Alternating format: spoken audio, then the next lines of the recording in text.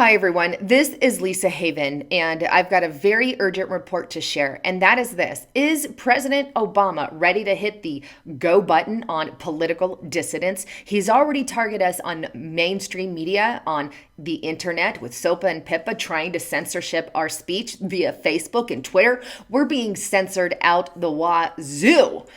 With that in mind, I can't help but ask the question, if that's not on his intention, then why did he meet with Cuba's leader, Raul Castro, somebody who is an open communist and attacks political dissidents all the time? Let's take a listen to his words at a press conference in Cuba. I've said consistently, after more than 5 very difficult decades, the relationship between our governments will not be transformed overnight. We continue, as President Castro indicated, to have some very serious differences, including on democracy and human rights. And President Castro and I have had very frank and candid conversations on these subjects. The United States recognizes progress that Cuba has made as a nation, its enormous achievements in education and in healthcare. And perhaps most importantly, I affirm that Cuba's destiny will not be decided by the United States or any other nation. Cuba is sovereign and rightly has great pride, and the future of Cuba will be decided by Cubans, not by anybody else. At the same time, as we do wherever we go around the world, I made it clear that the United States will continue to speak up on behalf of democracy, including the right of the Cuban people to decide their own future. We'll speak out on behalf of universal human rights, including freedom of speech and assembly and religion. Indeed, I look forward to meeting with and hearing from Cuban civil society leaders tomorrow. But, as you heard, President Castro has also addressed what he views as shortcomings in the United States around basic needs for people and poverty and inequality and race relations. And we welcome that constructive dialogue as well, because we believe that when we share our deepest beliefs and ideas with an attitude of mutual respect, that we can both learn and make the lives of our people better. I don't know about you guys, but that makes me sick to my stomach. The fact that President Obama goes to Cuba with Raul Castro, a man that is rounding up and murdering political dissidents all the time by the tens of thousands of them. Okay, not to mention, if I'm going to show you a report here in a moment on freedomhouse.org, and they monitor freedom around the world, and Cuba was one of the worst, if not, the worst, in my opinion, or one of the worst, as far as their freedom there and their freedom of expression. And here Obama is saying, you know what, whatever you want to do, Cuba, you go on and do. I'm going to turn a blind eye to that because you have this rule and whatever.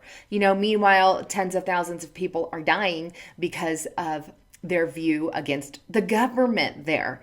That's insanity. Why would Obama do that? If he's all about freedom, if he's all about equality. Oh, and let me quote from that a minute ago. He took advice from Raul Castro saying America needs to have more equality. America needs to have more what did he say? Not so racist. Yeah, okay, Raul Castro. Right. And Obama's taking advice from that man. That sends chills to my bone. And I can't help but ask the question, if he's going to turn a blind eye to what's going on there, what's he going to plan on implementing here? And the sad part is Christians can be murdered by, the thousands in the Middle East. Political dissidents can be rounded up and put into camps. But lo and behold, God forbid, that, in Syria, that Muslims get persecuted, then he comes to their beck and saving aid. Why is that? I'm just saying, if you're going to come to somebody's aid, come to all their aides. Don't pick one over the other. And that's what happens. Christians get the back burner, Muslims are saved, and political dissidents get kicked out. Why is that? Well, because he is a Muslim president. And I've said that before. But I cannot help but ask the question, if he's allowing this kind of thing, what's coming to the United States of America? Interesting. Well, let's delve into that report from Freedom House real quick and also show you this some stuff on how many people actually are getting rounded up in Cuba. Okay, so here we are on reason.com. Notice the date very recently, March 21st, 2016. This was put out yesterday.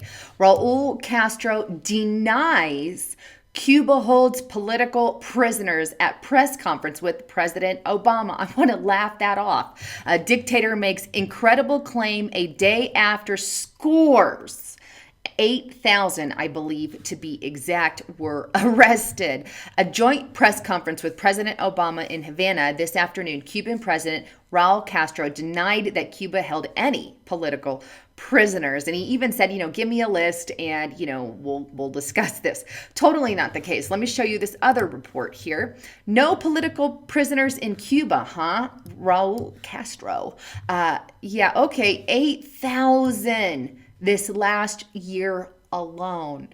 8,000. Nothing has changed since Fidel Castro came to power with Raul almost 60 years ago. And here is a Cuban police arresting an anti-Castro protester before President Obama's arrival. Right before he got there, let's continue arrest. And then when Obama gets here, he says, show me the list of people that I have arrested.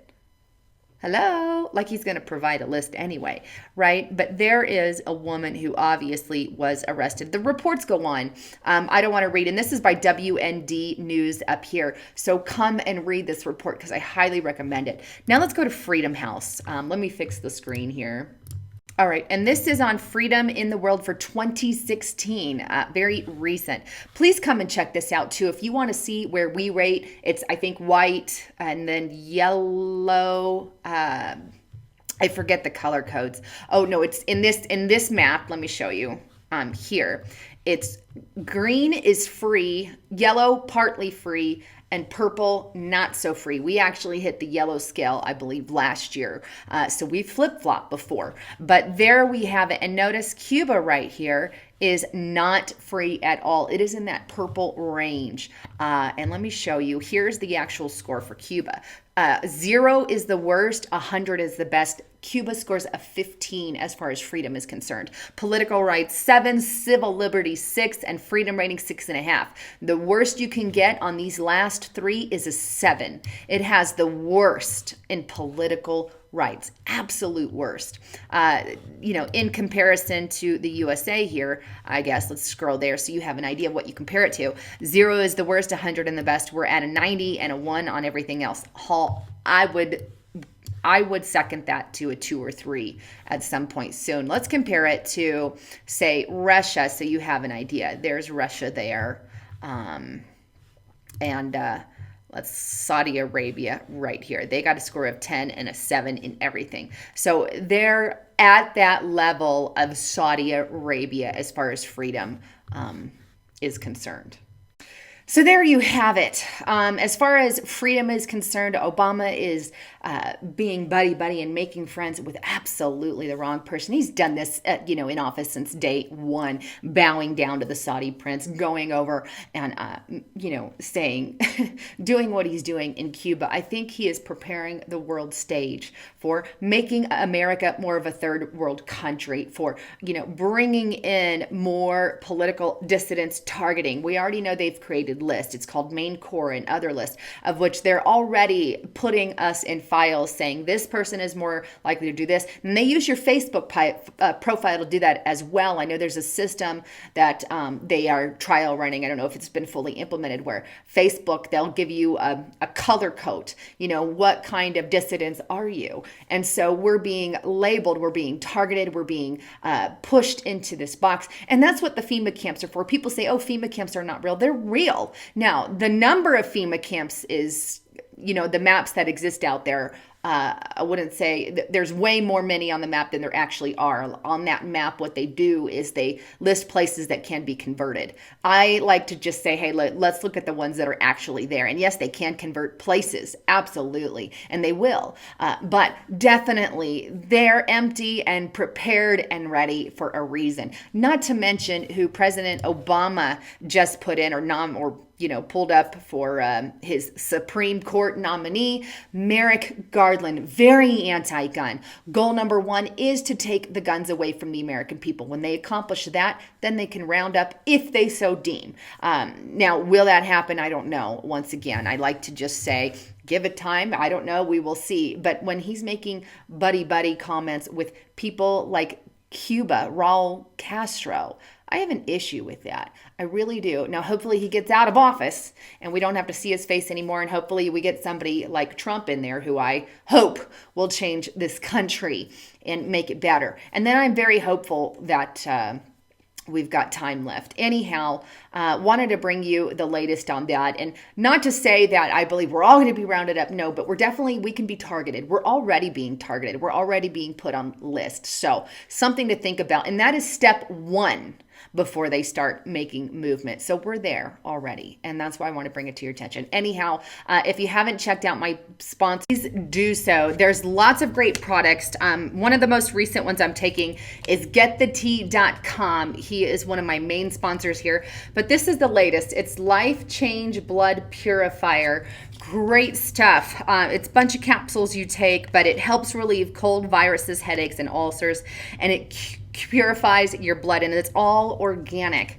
So I highly recommend doing that as well. I'm loving this product. I'm feeling better. Great stuff. Also, if you are not prepared with food, please do so. Check out my sponsor as well, my partner.